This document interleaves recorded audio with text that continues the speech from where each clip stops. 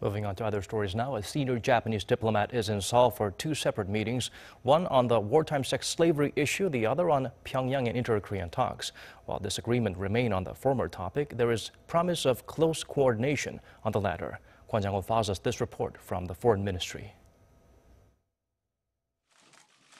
Seoul's Northeast Asian Affairs Chief Kim Yong-kil hosted a meeting with his Tokyo counterpart Kenji Kanasugi in Seoul on Monday.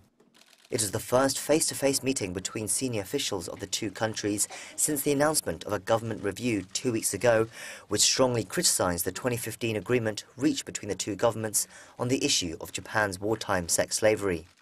Tensions have flared up since, and so far the two sides have remained far apart on how to settle the matter.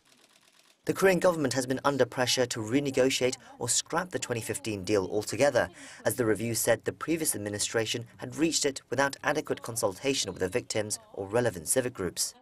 However, Tokyo has remained adamant that Seoul should honor the deal, with Prime Minister Shinzo Abe describing it as a promise between two nations on Sunday.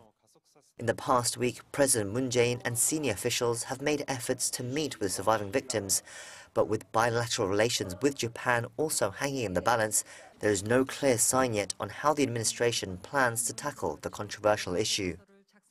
Meanwhile, earlier in the day, Seoul's top nuclear envoy Lee Do-hun also met with Kanasugi, who also acts as Tokyo's representative for the six-party talks. The Foreign Ministry said the two discussed the upcoming inter-Korean talks. They are said to have agreed that while they must ensure security in the region, they must also cooperate and use this opportunity to try and draw North Korea out to further significant discussions. The Foreign Ministry also announced that Lee will travel to the US on Wednesday to meet with his Washington counterpart, Joseph Yun, and brief the US nuclear envoy on the meeting with Kanasugi and on last week's meeting with Beijing's nuclear envoy.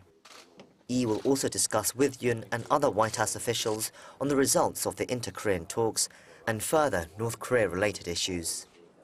Kwon Jang-ho, Arirang News.